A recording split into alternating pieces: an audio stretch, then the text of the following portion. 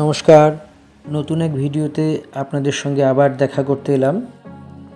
তো সামনেই বিধানসভা ভোট। এখন এসআইআর নিয়ে আজকে সদ্য সুপ্রিম কোর্টের পর্যবেক্ষণ। এসআইআর হবেই, এসআইআরকে কেউ আটকাতে পারবে না এবং সংবিধানে এটা উল্লেখিত আছে। তো এই নিয়েই আজকে বলা হয়েছে যে কোনোভাবেই এসআইআর আটকানো যাবে না। তো এসআইআর কমপ্লিট হলেই, এসআইআর শেষ হওয়ার পর বিভিন্ন ক্ষেত্রে বিভিন্ন দফায় রাজ্যে দফায় বিধানসভা ভোট হবে এইসব নিয়েই পর্যালোচনা চলছে। সূত্রের খবর, রাজ্য বিধানসভার ভোটের যে প্রেক্ষাপট বা ভোটের যে নির্ঘণ্ট প্রকাশ করবে তার জন্য রাজ্য নির্বাচন কমিশনার বা রাজ্য নির্বাচন কমিশন কেন্দ্রীয় নির্বাচন কমিশনের ফুল বেঞ্চকে একটি পরামর্শ বা মতামত দিয়েছে। তাদের মতামতটা হলো যে তারা এক দফায় বিধানসভা ভোট করতে চায় বা এক দফায় বিধানসভা ভোট হলে তাদের অসুবিধে নেই, সেটি কেন্দ্রীয় নির্বাচন কমিশনের কাছেও পৌঁছে গিয়েছে। বাকিটা কেন্দ্রীয় নির্বাচন কমিশন এবং নির্বাচন কমিশনের নেতৃত্বাধীন যে বোর্ড আছে সেই বোর্ডই ঠিক করবে যে কি হবে, আগামী দিনে কি হতে চলেছে। রাজ্যে মোট 294টি আসন। সেই 94টি আসনে যে দল ক্ষমতায় আসবে সেই দলের কাছে প্রতিটি বিধানসভাই হলো অত্যন্ত গুরুত্বপূর্ণ একটি ফ্যাক্টর।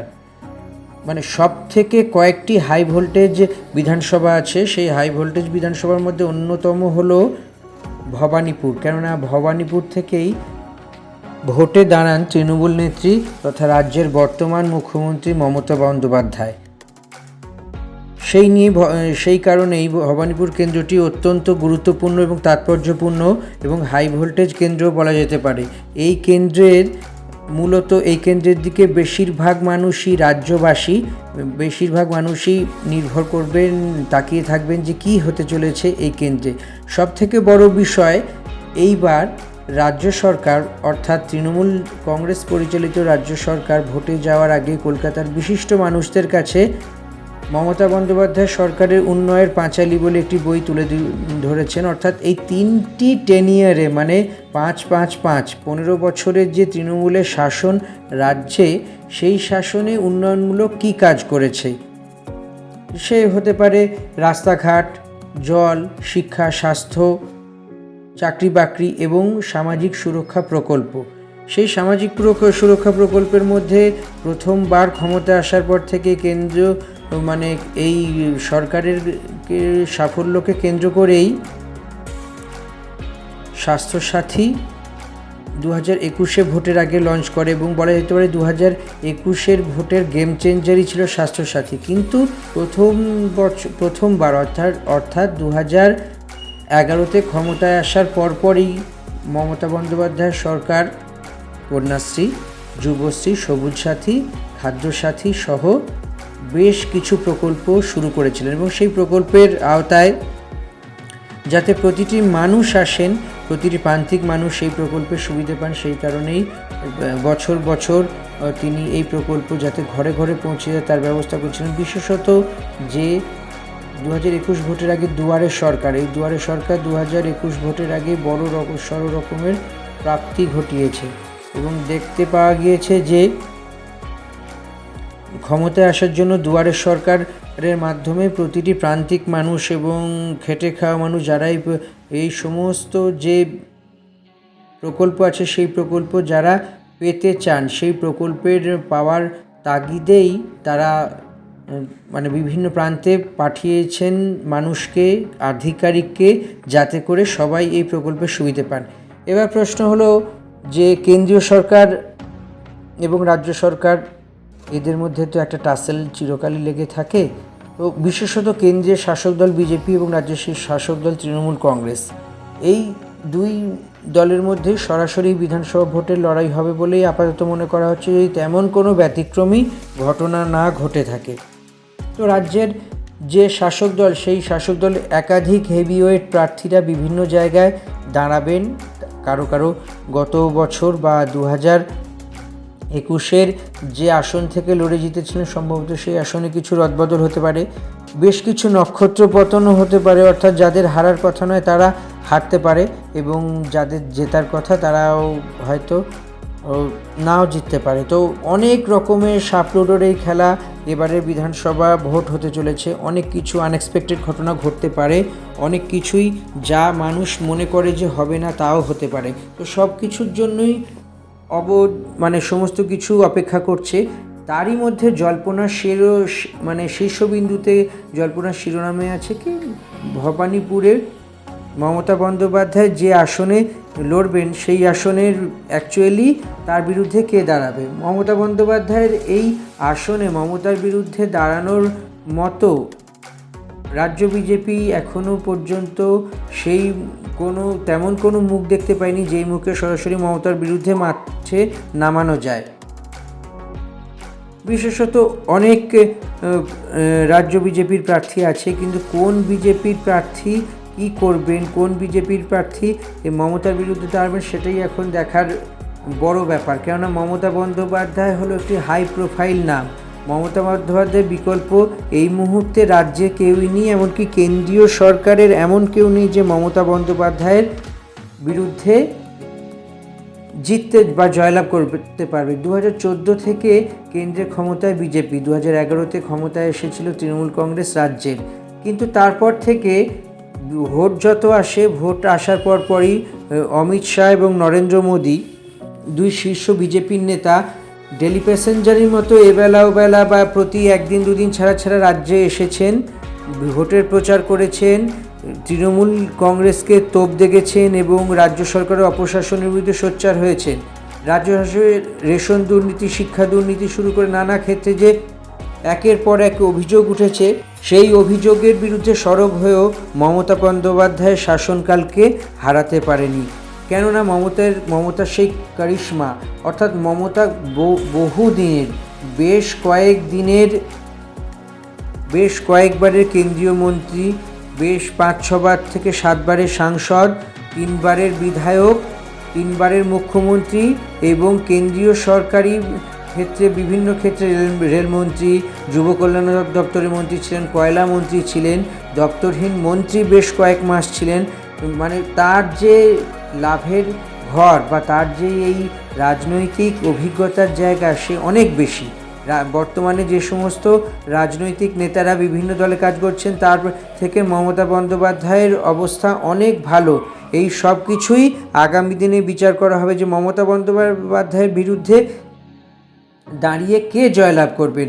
মমতা বন্দ্যোপাধ্যায় সেই বিরোধী রাজনীতির পরিসর থেকে এসে, যেখানে কোনোদিনও কেউ ভাবতেই পারেনি যে বামফ্রন্ট পরিচালিত CPIM-এর নেতৃত্বে রাজ্যে যে 33-34 বছরের বাম শাসন, মমতা বন্দ্যোপাধ্যায় সেই বাম শাসনকে একেবারে কোমায় পাঠিয়ে দেবেন, ভেন্টিলেশনে পাঠিয়ে দেবেন, সেটা কেউ কখনো ভাবতে পারেনি। কিন্তু ঘটনা তাই হয়েছে।